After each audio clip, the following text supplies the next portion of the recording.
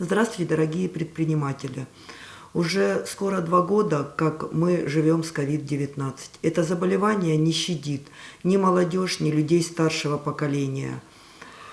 Поэтому нам необходимо соблюдать меры безопасности. Одна из самых основных мер – это вакцинация. Я и мои близкие и друзья, мы работаем все в сфере обслуживания и уже привились. Рекомендуем и вам все привиться от COVID-19.